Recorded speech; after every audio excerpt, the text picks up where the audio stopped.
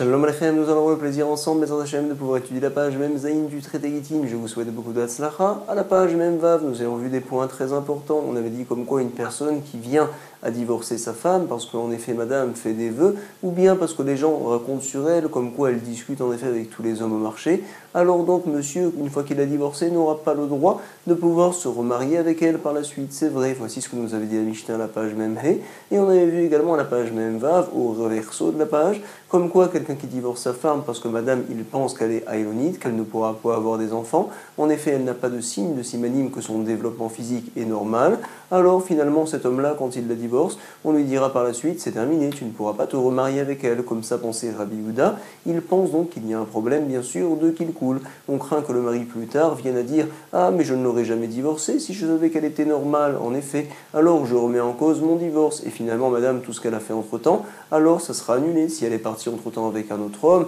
et que justement elle a eu des enfants, on dira que son mariage était nul et non avenu, le deuxième, c'est vrai, on dira que les enfants également sont mamzerim, et on dira, madame, tu reviens chez ton premier mari, pour éviter une telle chose, alors on dit à la personne avant qu'il la divorce, sache que ça y est, c'est terminé avec cette fille-là, tu ne pourras plus la récupérer. D'une fait que quand même monsieur n'a pas voulu attendre et vérifier qu'elle n'est pas élonite, ça montre en fait qu'il ne la veut plus, et donc on ne l'écoutera plus si jamais par la suite il vient à faire des problèmes. Nouvelle Mishnah, on avait dit également au verso de la page, comme quoi quelqu'un qui vient se vendre et à vendre également ses enfants chez les goïms, par exemple, pour aller travailler là-bas pendant plusieurs années en tant qu'esclave, c'est vrai. Alors on lui dira, tu sais, on ne te rachètera pas. Pourquoi? Puisqu'on parle de quelqu'un qui avait l'habitude de se vendre chez eux 2 fois, 3 fois chez les goïms. Ça ne le dérange pas. Toi, ça ne te dérange pas. Également, nous, ça ne nous dérange pas. Nous n'allons pas te racheter. Par contre, tes enfants, une fois que toi, tu viens à mourir, on a peur qu'ils vont mal tourner. Finalement, ils vont délaisser complètement la Torah et les mitzvot. C'est la raison pour laquelle nous allons, oui, justement les libérer. Nous avait rapporté la Gemara une histoire particulière que l'on avait vue, et donc nous sommes arrêtés aux 2 points. On va voir maintenant l'histoire de Resh Lakish. On nous dit tout de suite à la 10e ligne, environ à la page Mem Zayin au recto de la page, regardez incroyable Resh Lakish, Zavin et Nafshe, les Loudaï, il s'est une fois vendu à l'époque chez les Loudaï, chez les Goyim, parce qu'il n'avait pas d'argent. Chakal Behedde, il a pris avec lui, Krayata, Vegal Galta, il avait pris un petit sac avec une pierre aussi également à l'intérieur. Nous allons expliquer pourquoi il a fait une telle chose. Amar, il s'est dit, Gemire, je sais, c'est bien connu comme quoi, des Yoma Batra, en fait, après qu'on travaille chez eux, ils décident de nous tuer, les Loudaï et les Juifs. C'est vrai, ils ne nous aiment pas. Alors, Kol de Baï Minayu, Avde, finalement le dernier jour avant notre mort, les Juifs là-bas, alors ils décident de nous permettre de faire ce que l'on a envie. Pourquoi une telle chose? Pour que l'on soit mochel, pour qu'on leur pardonne par la suite du fait qu'ils viendront nous tuer. Alors ils nous permettent de faire certaines choses. Kol debaïminaïhu, tout ce qu'on va leur demander chez eux, avdele, ils nous permettent de le faire. Pourquoi? Qui est ridelichul adamé, pour que l'on vienne à pardonner notre sang, pour que l'on vienne à pardonner du fait qu'ils viennent à nous tuer. En tout cas, on nous dit ici, Yom Batra, le dernier jour où il devait tuer Resh Lakish, c'est Loudaï qui étaient des goïms et qui étaient des mauvais goïms qui n'aimaient pas les juifs. Regardez tout de suite, Amroulé, ils lui ont dit, Maïni Khalera, qu'est-ce qui t'intéresse de faire? Qu'est-ce qui serait bien pour toi? Alors il a répondu à Marléou, Baïna, donc j'ai besoin comme quoi, Akmeti Neiru, Veotn Dvi Neiru. Donc j'ai besoin de vous attacher, vous tous, et également donc de vous asseoir. Donc akmitehu, alors donc nous dit Rashi, akmatinehu, ça veut dire j'ai besoin de vous attacher, veodvinehu, et de vous asseoir également. Qu'est-ce que je vais faire? Vekol ramenehu, il a dit clairement Resh Lakish, chacun d'entre vous, je vais vous taper. Emre, chayata vepalga, 1 coup et demi je vais donner à chacun. Voici ce qu'a dit Resh Lakish, il leur a demandé une telle chose. Et regardez incroyable, les Loudaïm et les Goïm ont dit oui, d'accord, on accepte. Kamtinehu, en effet, il les a attachés et il les a assis. Vodvinehu. Maintenant, regardez. Kol chada minehu. Kad Machi. Il l'a tapé donc finalement, chaque personne il a tapé d'un coup en effet. Il n'a pas donné un coup et demi, pour l'instant il a donné un coup. C'est ce que l'on dit ici, Kad Machi Chad Mechiata, Nafak Nishmate, quand il a donné un coup à chacun, alors il s'est mal senti, on va dire, Kad Nafak Nishmate, sa neshama de Resh Lakish est parti, finalement il s'est mal senti. Alors ils ont tous commencé à rigoler, donc Rarkiné, les Chinés, ils ont grincé des dents, les Goïm, les Loudim, c'est vrai, regardez ce que fait ce juif là, il n'arrive rien à faire. Sur ce, à dire Resh Lakish, ah vous vous moquez de moi, Amar, Ah, regardez, j'ai encore la possibilité de vous donner un demi-coup à chacun. Akate, encore, pashnecha, gabe, palga, dechaita. Finalement, il me reste par rapport à vous un demi-coup à donner à chacun. C'est vrai, palga, dechaita. Alors finalement, il a réussi à tous les tuer avec ce demi-coup-là. Katni, nehu, kuleu. Regardez, incroyable. Et donc, il est sorti finalement intact. Regardez, nous rapporte la Gemara par la suite. Nafak, il est sorti. Veata, yativ, il était assis tout le temps. Il mangeait avec tout l'argent qu'il avait entre les mains. Et justement, il buvait. Il dormait aussi également par la suite. Il ne se souciait pas du tout du lendemain. Regardez, sa fille lui a dit Amra, les Barté. Elle lui a dit Lobait mide, les masgahane, tu n'as pas besoin d'un coussin peut-être pour t'allonger quand tu viens à dormir. Il lui a dit Resh Lakish, non, Amar la Biti, non, ma fille, tu sais comme quoi, Chrissy, car mon ventre il est gros, et donc puisqu'il est gros et gras, ça me sert également de coussin. Comme ça, dit Resh Lakish. En tout cas, on rapporte qu'Inach Nafché, finalement, lorsque Resh Lakish par la suite est Niftar, alors regardez ce qu'il a laissé en bel héritage à ses enfants, Shava qu'il leur a laissé, Kava de Morika. Donc on va dire une petite boîte de courcoum, comme ça, c'est des épices, finalement, il leur a laissé une telle chose. C'est très beau, c'est formidable, mais regardez ce qu'il a dit Resh Lakish, Kara Nafché, à son sujet, il a dit c'est-à-dire que quelqu'un, quand il parle de ce monde-là, en effet, il laisse en général un héritage, et là il est dit, il a délaissé pour les autres, rien du tout. En effet, il ne leur a pas donné d'héritage. Pourquoi Resh Lakish vivait au jour le jour, il se remplissait de Torah sans se soucier que le lendemain il n'est pas de Parnassa. En tout cas, nous allons avoir une nouvelle Mishnah. On nous rapporte ici, An-Mocher et Tsadeu Leovet Koravim. Nous allons parler de la Mitzvah, justement de Bikurim. En effet, on se doit chaque année d'amener les premiers fruits Bikurim au Beth Amikdash et de dire merci à Kadosh Baruch Hu de m'avoir donné une terre, de m'avoir donné des fruits, etc. C'est vrai, on le faisait d'une certaine manière, d'une très belle manière, on apportait dans des très beaux paniers, avec des ânes que l'on décorait aussi également. C'était une grande mitzvah, c'est vrai. Alors, on n'a pas le droit de vendre son terrain à un goy, c'est interdit. Alors, quelqu'un qui l'a vendu à Mocher et Tzadeu Laovet Kochavim, on lui demande, tu sais, il faudra que chaque année tu achètes les fruits de ce terrain que tu as vendu, l'Okear, et que tu amènes justement ces premiers fruits-là en tant que Bikurim au Beth Amikdash. Vemevimenu Bikurim. Pourquoi Mipnetikuna Olam? Behemet, tu n'es pas chayav d'une telle chose. Mais pour faire une takana, les Chachamim ont décidé justement que tu amènes ces fruits, on expliquera par la suite, pour que tu aies justement envie de racheter ton terrain et de le récupérer. En effet, c'est très dur chaque année d'aller voir le goy et de racheter certains fruits pour les amener au Beth Amikdash. Et la Gemara va nous rapporter maintenant deux opinions. Est-ce qu'un goy, quand il vient acquérir une terre en Eretz Israël, est-ce que désormais la terre n'est plus chayav de maaser et de trouma, etc. Ou bien peut-être que non, la terre continue à être chayav, nous dira bah, Afalpi, bien que chez Enkinyan, le Ovet Koravim, le goy, lorsqu'il vient à acquérir une terre en Eretz Israël, son kinyan n'est pas assez fort Eretz Israël pour qu'il n'y ait plus de mitzvah de maaser, les afkia, midé maaser. En effet, si je prends des fruits, des légumes chez le goy, je me dois de prélever le maaser, la trouma, comme au départ. D'où on apprend chez Nehema, Kili haaretz di Hashem, à moi elle est la terre, comme ça dit Akadosh Baruch Hu, Lik dushat haaretz, à moi appartient la sainteté de la terre. Par contre, dit Rabba, Aval yesh kinyan leovet kochavim, il y a là, oui, le goy suffisamment de kinyan sur une terre, même en Eretz Israël, Eretz Israël, pour pouvoir décider de faire ce qu'il veut sur cette terre-là. Par exemple, pour creuser des puits, pour creuser des borot, l'arporba, borot, shirin ou meharot, c'est donc des tunnels, des puits dans la terre, il peut le faire, c'est permis. On l'apprend en effet chez Neymar, Hashamaim, Shamaim la Hashem, le ciel, il est pour Akadosh Baruch Hu, et la terre, elle est pour les hommes, Ve'aretz Natan Nivne Adam. Donc le goy qui a acheté une terre en Eretz Israël aura le droit de pouvoir y creuser dedans, donc finalement différents trous, différents puits. Ça c'est l'opinion de Rabba. Regardez, Rabbi Eliezer n'est pas d'accord, il pense à l'inverse. Vers Rabbi Eliezer Amar, Afralpi sheesh kinyan leovet koravim beret Israël. Bien que le goy, il a donc un kinyan suffisant en Eretz Israël quand il vient acquérir une terre, pour que désormais les afkia midé maaser, il n'y ait plus de mitzvah de maaser au sujet des fruits et légumes que l'on prend de là-bas. Chez Nehemar, on apprend du pasouk, Deganecha, quand est-ce que je dois prélever le maaser? Sur mon dagan, finalement, sur mon blé. Vélo dagan ovet koravim, quand c'est le blé du goy, je n'ai pas de mitzvah de prélever. Comme ça donc nous le voyons. Aval, nous dit Rabbi Eliezer, à l'inverse, je pense comme quoi le goy, quand il achète un terrain en Eretz Israël, n'a pas le droit d'y creuser des puits par exemple. Aval en kinyan leovet koravim beret Israël, l'arporba pour y creuser, borot c'est donc des puits, shirin c'est des tunnels, des souterrains, etc. Vemeharot. Chez Nehemar, en effet, je rapporte le pasouk à ce sujet-là. La Shem haaretz finalement, à Kadosh Baruch Hu appartient la terre. En effet, voici donc une marloquette, deux marloquettes entre Rabba et Rabbi Eliezer. Bemaïgami flagé, nous allons expliquer leur marloquette. Mar Savar Deganecha, Velo Dagan, Ovet Koravim, au sujet du Maaser, il est marqué Deganecha, apparemment nous avait dit Rabbi Eliezer, c'est donc ton Dagan, donc ton blé à toi, qui est Chayav de Maaser, mais pas lorsque le Gol vient acquérir la terre. En effet, comme ça tient justement Rabbi Eliezer, Deganecha, Velo Dagan, Ovet Koravim, Vemar Savar. Et donc, qu'est-ce que pense Rabba? Regardez, Oumar Savar, Digunecha, Velo Digun, Ovet Koravim. En fait, dans la Torah, il est marqué Deganecha, mais nous allons le comprendre, Digun en effet. Dagan, ça veut donc dire le blé. Et Digun, ça veut dire le tas. Alors, c'est-à-dire que Digunecha, nous dit la Torah, quand c'est le juif qui fait un tas, c'est Chayav de Maaser. Velo Digun, Ovet Koravim, quand c'est le goy qui fait un tas, c'est Patour de Maaser en effet. En tout cas, on apprend donc du Pasouk comme quoi, peu importe si la terre appartient au goy, c'est Chayav du Maaser. Ce qui compte en effet, c'est au moment où on fait le tas. Si jamais le tas est fait par le goy, c'est Patour du Maaser. Si le tas est fait par le juif, c'est donc Chayav du Maaser. Voici le limoud de Rava. On nous dit, Oumar Savar, Digunecha, Velo Digun, Ovet Kochavim. Amar Rabba, vient dire Rabba, d'où je sais une telle chose, Mina, Minala. Finalement, d'où c'est que j'apprends, comme quoi, finalement, le goy, quand il acquiert une terre en Eretz Israël, alors encore, il y a le chiyuv de faire le maaser. Je vais te dire tout de suite, Detna, nous avons une Mishnah dans le traité PA.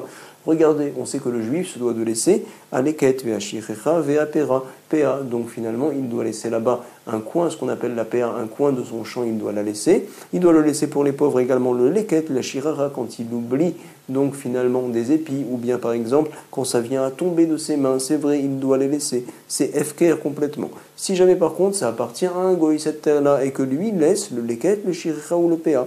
Aleket, Veachirecha, Veapera, Shel, Ovet Kochavim. Qu'est-ce que l'on dit ici? Chayavin bemaaser, puisque c'est le goy qui a laissé le leket shiricha ou PA, alors je ne considère pas en effet qu'il ait abandonné cela complètement. Je dis que c'est chayav du maaser. Si ce n'est dans un cas où il a dit clairement, j'abandonne complètement ce blé-là, alors là je peux m'y appuyer et penser que toute chose en effet qui est FKR, alors finalement il n'y a pas de mitzvah de prélever le maaser. Et la imken ifkir. Alors nous allons analyser finalement la Mishnah. Regardez, Echidame, de quoi parle-t-on?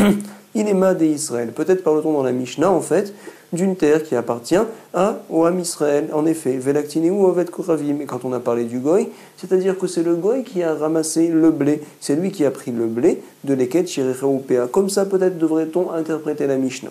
Et là, Imken Ifkir. Pourquoi dit-on ici qu'en fait il y a du maaser tout le temps, tant que la personne n'a pas fait FKR? Mais attends, si c'est le juif qui a laissé le leket shiricha ou PA, c'est sûr que c'est FKR pour les pauvres, quoi qu'il arrive. Et là, Imken Ifkir. C'est sûr, quand le juif laisse le leket shiricha ou PA, c'est FKR pour tous les pauvres, c'est tout à fait évident. Forcément, la Mishnah, on se doit de l'expliquer différemment, comme on l'avait dit au départ, à savoir que la terre appartient au goy et la lave, n'est-ce pas que des Ovet Kochavim. Donc ça appartient à la terre au goy, et on nous dit ici, tu sais, lorsque le juif, cette fois, vient à ramasser le leket shiricha ou PA, Velaktineu Israël, et on lui dit que tu dois faire le maaser, parce que le goy, quand il dit que c'est leket shiricha ou PA, il n'a pas vraiment la kavana d'abandonner une telle chose, si ce n'est dans un cas où il le dit clairement que c'est FKR, Ta'ama de Ifkir, Halo Ifkir, Chayav. Et donc on voit ici que quand c'est FKR uniquement, alors Behemet, tu n'es pas obligé de prélever le maaser. Mais si jamais il ne l'a pas rendu FKR, tu dois prélever le maaser. Mais attends, j'ai un problème, pourtant cette terre-là appartient au goy. Tu vois, j'ai une preuve, nous rapporte Rabba, comme quoi en effet une terre, bien qu'elle appartienne au goy, alors finalement, donc nous voyons qu'il y a un riyuv de maaser. La Gemara nous dit non. Voici ce que Rabbi Eliezer va répondre. L'eau. Léolam, finalement notre première interprétation était la bonne. Léolam des Israël. La terre appartenait à un juif. Et donc c'est qui en effet qui a ramassé ces fruits-là, ces légumes-là? C'est le goy. Velaktineu, Ovde Ovet Koravim.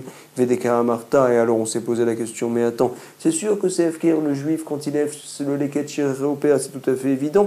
Ham FKR Vekaime, comme ça on s'est demandé. Nous dit la Gemara, voici comment on explique la Mishnah. Neidem FKR, c'est vrai que les juifs rendent FKR le leket shiricha ou PA pour les autres juifs, mais ils ne l'abandonnent pas pour les autres goy, c'est ce que l'on dit ici. Adaata de Israël, par contre, Adaata de Ovet Kochavim, ils ne rendent jamais FKR, Mim FKR, Vadaï que non. Donc si par exemple c'est le goy qui est parti ramasser le leket shiricha ou PA, et que par la suite, moi, je viens le prendre de la main du goy, il me la vend par exemple, alors je me devrais de prélever le maaser. En effet, pourquoi une telle chose? Parce que le juif qui a abandonné son leket shiricha ou PA, c'était pas pour le goy, donc il ne l'avait pas vendu FKR pour le goy. En effet, toute chose qui n'est pas FKR, c'est chayav, justement, de prélever le maaser. Moi, que j'achète de lui, je me dois de prélever le maaser, comme ça nous comprenons ici. Mimafkere. Donc finalement, cette Mishnah-là que l'on a dans le traité P1, ça n'est ni une preuve pour Rabba, ni pour l'opinion de Rabbi Eliezer. On peut la comprendre de deux manières. Tashma nous rapporte la Gemara, voici, cette fois nous allons apporter une preuve pour l'opinion de Rabbi Eliezer, comme quoi un goy, lorsqu'il acquiert un terrain en Eretz Israël, alors il n'y a plus désormais de chiyuv de maaser. Regardez tout de suite, en effet il a été enseigné. Un juif qui vient acheter un terrain de chez un goy, Israël, chez la Karsadé, Miovet Koravim, alors que le blé n'avait pas poussé, il n'était pas arrivé à un tiers, Hachelo Evia, Shlish. Alors donc, finalement, on sait que le maaser, c'est chayav lorsque le blé, par exemple, lorsque les légumes arrivent à un tiers de leur pousse. On nous dit ici. Par la suite, le juif a décidé, il a attendu un mois par exemple, de revendre le terrain au goy, Vechazar, Vemarra, l'eau, Mishivi Ashnish, alors que le blé avait déjà poussé à un tiers, c'est vrai. Alors tu sais, Chayevet Bemaaser, c'est Chayav de Maaser, parce qu'en effet, le terrain appartenait aux juifs lorsqu'on est arrivé à un tiers. Et donc la Gemara va nous dire, on peut déduire d'ici, Shekva Nitraïva in, lo Nitraïva, lo. Pourquoi en effet c'est Chayav du Maaser? Parce que ça appartenait aux Juifs à ce moment-là, mais si par contre le terrain appartenait toujours au Goy, alors en effet, qu'est-ce que l'on dirait? Comme quoi il n'y a pas de Chiyuv de Maaser, rapporte ici Rabbi Eliezer une preuve que lorsque le Goy acquiert une terre en Eretz Israël, ça y est, la terre perd sa sainteté, il n'y a plus de Trouma, plus de Maaser, plus rien à faire.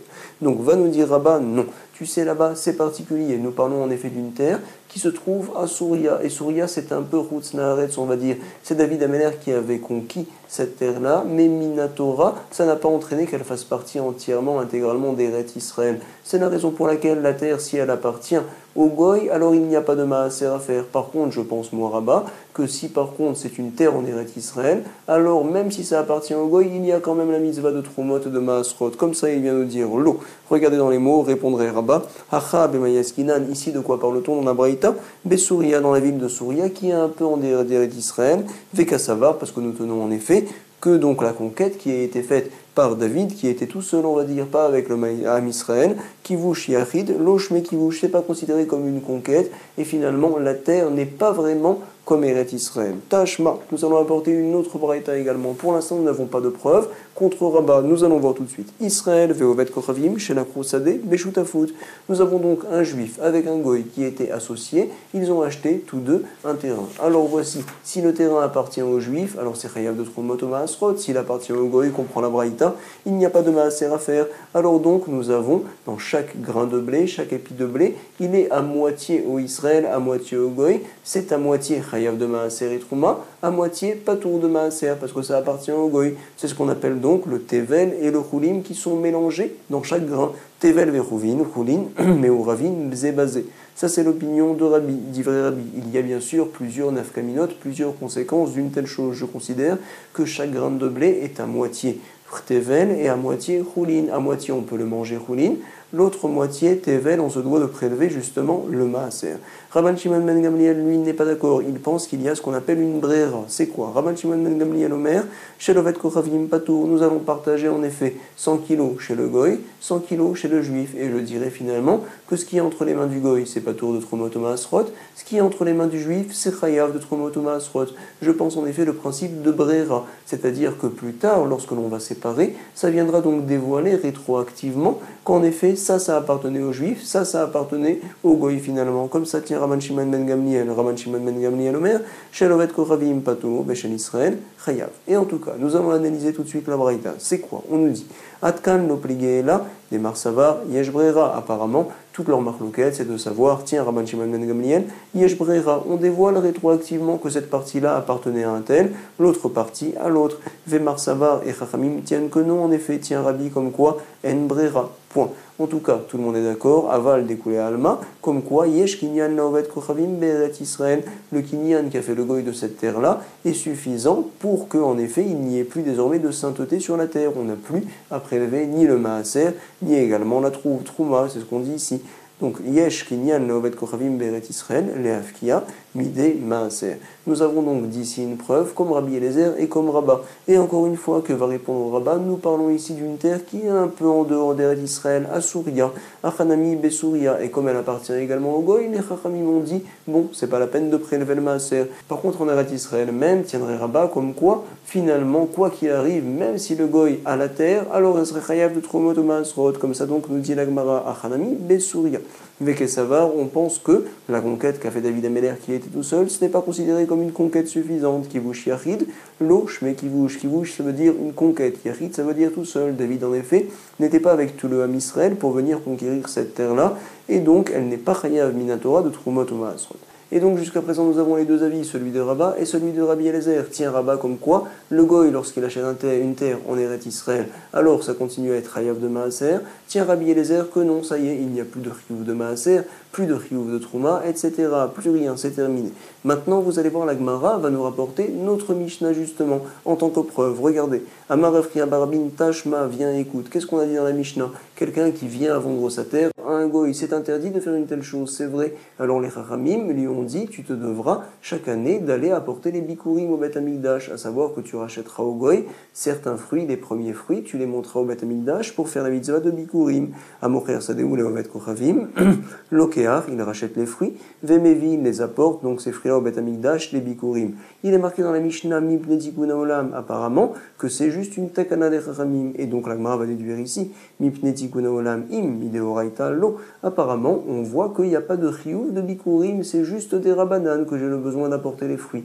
Ça voudrait dire en effet, comme quoi, Minatora, nous considérons que la terre appartient entièrement au goy. Juste Chachamim ont dit, Midé Rabanan, que la terre continue à m'appartenir, à moi le juif, suffisamment pour que donc je me dois de monter les fruits au Beth Amikdash, les bikurim, c'est vrai. Mais en tout cas, Minatora, ça y est, la terre a perdu sa sainteté. C'est la preuve d'ici que rapporte la Gemara. Alors on va nous dire Ravashi, nous pouvons continuer à penser que notre Mishnah va comme l'opinion de Rabat, à savoir, Amar Ravashi shte takanot havu.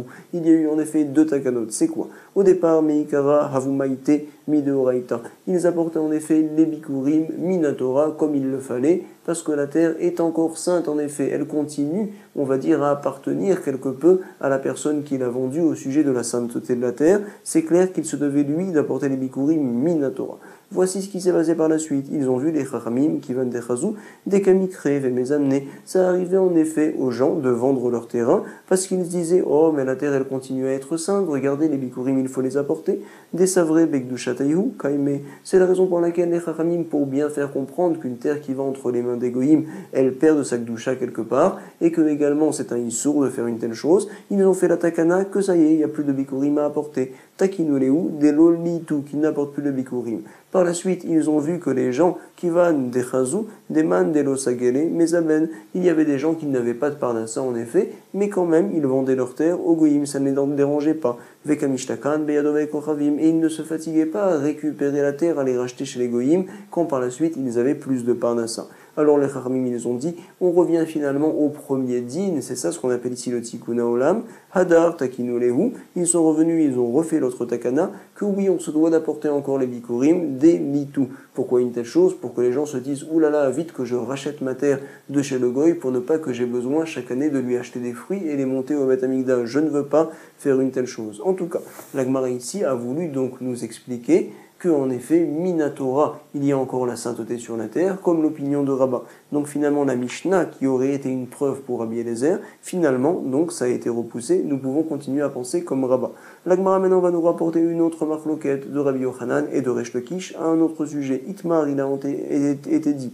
Amocher, Sadeu, les pérotes. Si jamais donc je me décide de vendre à Réhouven mon terrain au sujet des fruits uniquement. J'ai lui dit Réhouven, tu sais, le terrain continue à m'appartenir, le sol c'est vrai, mais simplement au sujet des fruits, je te le vends. Ça veut dire que tu peux y faire pousser ce que tu veux d'une part, tous les fruits seront à toi. C'est ce qu'on appelle Mocher Sadeu, les pérotes. Alors, voici la marloquette. Rabbi Yochanan Amar, Mevi Vekoré. Vient penser Rabbi Yochanan que la personne qui a donc acheté les fruits, c'est comme s'il avait acheté la terre elle-même, et donc il peut monter au Beth Amikdash, apporter les fruits et dire merci Hachem de la terre que tu m'as donnée. Ah, la terre ne lui appartient pas, c'est pas grave, puisqu'il a la possibilité d'en prendre les fruits, c'est considéré comme si la terre lui appartenait, comme ça dit Rabbi Yochanan, Mevi Vekoré. Resh Lakish n'est pas d'accord, il doit monter au Beth Amikdash apporter les fruits, c'est vrai, mais en tout cas il ne peut pas dire voici la terre que tu m'as donnée Hachem, la terre ne lui appartient pas en effet. Resh Lakish Amar, Mevi, il apporte les fruits, mais il ne dit pas ces paroles-là, Ve no Koré. On explique leur marloquette, Rabbi Yochanan Amar, Mevi Vekoré, pourquoi il pense que Kinyan Perot, du fait que les fruits, on va dire que ce qui pousse sur la terre, ça m'appartient, c'est comme si la terre m'appartenait quelque peu. Kinyan Agouf Dame, Resh Lakish n'est pas d'accord. Amar, mais vivez no Koré, pourquoi? Parce qu'en effet, il ne peut pas dire la terre est à moi, c'est pas vrai. C'est vrai qu'il a les fruits, mais en tout cas, la terre ne lui appartient pas. Kinyan Perot, Lav, Kinyan Agouf Dame. Voici la marloquette. Et donc, Itivé Rabbi Yochanan et Resh Lakish.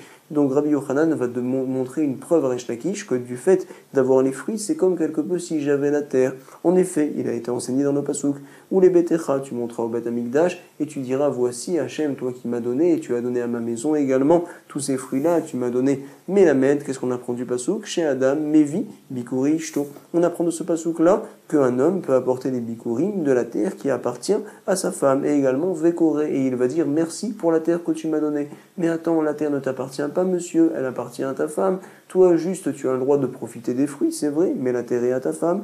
Nous avons d'ici une preuve, dit Rabbi Yochanan et Resh Lakish, comme quoi, du fait que tu peux profiter des fruits, c'est comme si la terre t'appartenait. Comme ça, il lui dit. Sur ce, lui répond Resh Lakish, mais non, c'est différent là-bas. Au contraire, à Marley, Shaine Atam, c'est différent, dirti, vous les vétéras. En effet, nous avons besoin d'un pasouk spécial là-bas pour nous dire que le mari, quand il apporte les fruits de la terre de sa femme, peut justement être coré, dire ces mots-là au Beth Amikdash. Ça veut dire au contraire, comme quoi en général, du fait que j'ai les fruits de la terre, ça ne veut pas dire que la terre m'appartient complètement. Comme ça, il vient dire Resh Lakish. Veika de Amre. On nous rapporte ici, en tout cas, Amarle, Shaine Atam, c'est différent, dirtiv ou les vétérans. D'autres disent comme quoi, ce pasouk-là qui a été rapporté, ce n'était pas une question de Rabbi Yochanan et Resh Lakish, au contraire, c'était une question de Resh Lakish, Rabbi Yochanan, Veika de Amre, Itive Resh Lakish, les Rabbi Yochanan. Pourquoi? Le pasouk nous dit, ou les vétérans, ça nous apprend Melamed, chez Adam, Vi Bikurei Ishto, qu'un homme apporte les bikurim de la terre de sa femme, et qu'il me dit, merci pour la terre que tu m'as donnée Hachem, Vekoré. Et donc, nous voyons d'ici, rapporte Resh Lakish à Rabbi Yochanan, que c'est spécialement là-bas, comme quoi en effet je considère que le fait que les fruits m'appartiennent, la terre m'appartient également. Hatam, ou dire vous les vétéras. Par contre, en règle générale, je dirais, nous rapporte Resh Lakish, que du fait que les fruits soient à moi, ça ne veut pas dire que la terre est à moi également. Aval be'alma, l'eau. Sur ce va dire Rabbi Yochanan, non, au contraire, j'apprends moi de là-bas. À Marley, Ta'amadidi, ma raison à moi, Nami également, Me'acha, d'ici qu'Amina je l'apprends. Je le tiens d'ici, c'est de là-bas que j'apprends. À savoir que de la même manière que le mari dit ces paroles-là au Beth Amikdash lorsqu'il apporte les fruits de la terre de sa femme, également quand j'ai les pérotes, les fruits donc d'une terre, bien que la terre ne m'appartient pas, c'est comme si la terre m'appartenait et je peux également dire au Beth Amikdash merci pour la terre. Comme ça nous le voyons. Itivé, nous allons rapporter une autre braïta. On nous dit ici, Hayaba baderer ou bekuri ishto, beyado, quelqu'un donc qui est sur la route, il apporte donc les fruits de la terre de sa femme, c'est vrai. Il est sur la route, Veshama, Shemeta Ishto. Entre-temps, il a attendu comme quoi sa femme, elle est morte malheureusement. Alors donc, on sait très bien que le mari hérite de la terre. Qu'est-ce que l'on dit? Mevi, Vekoré. Alors il monte au Beth Amikdash et il dit merci Hachem pour la terre que tu m'as donnée. Et donc nous allons déduire ici. Ah, pourquoi tu es coré? Pourquoi tu dis ça? Parce que Meta, parce qu'elle est morte. Mais si jamais In, l'eau Meta, l'eau, parce que si elle n'était pas morte, tu ne pourrais pas dire merci pour la terre, justement. Donc on a un problème. Comment plus haut nous avons rapporté des braïtotes que oui, sur la terre de la femme, quand on apporte les fruits, on dit merci pour la terre que tu m'as donnée Hachem. Comment est-ce possible? Nous dit l'Agmara, non. Le diou que tu as fait ici de la Braïta n'est pas bon. Parce qu'en effet, ça serait pareil, même si madame n'était pas morte. Pourquoi on a fait savoir dans la Braïta lorsque madame est morte? Vemeta itzrichale. Parce que j'aurais pu penser à autre chose. C'est quoi? Salkalata Chamina, j'aurais pu croire l'Ixor Mishum de Rabbi Yossi Rabbi Hanina. On aurait fait la Xéra de Rabbi Yossi Rabbi Hanina. Kamashmal, on nous apprend que non. C'est quoi Rabbi Yossi Rabbi Hanina? On le voit ensemble. Dama Rabbi Yossi Rabbi Hanina, il nous dit Batzran, Veshagran, Beyat. Quelqu'un donc qui a pris ses fruits, qui les a mis entre les mains d'un coursier pour qu'il parte justement au Beth Amikdash et qu'il apporte les bikurim, c'est vrai. Alors, que s'est-il passé par la suite? Le coursier, il est mort entre-temps. Va mettre Shaliar Baderer. Alors, donc, cette personne-là va prendre les fruits à la place du coursier parce qu'il est mort. Il va les monter au Beth Amikdash, c'est vrai. Est-ce qu'il pourra là-bas dire merci à Hachem, donc que tu m'as donné les fruits, que tu m'as donné la terre, etc. On lui dit, tu apportes les fruits, mais tu ne diras rien. Mais vive et no koré. Chez Nehemar, on l'apprend du pasouk. Vela karta, en effet, il est dit, tu prendras tes fruits, veta, et donc tu les amèneras également au Beth Amikdash. Et on apprend d'ici comme quoi? Alors, le moment où tu prends le fruit et également le moment où tu l'amènes, ça soit ça soit fait par la même personne.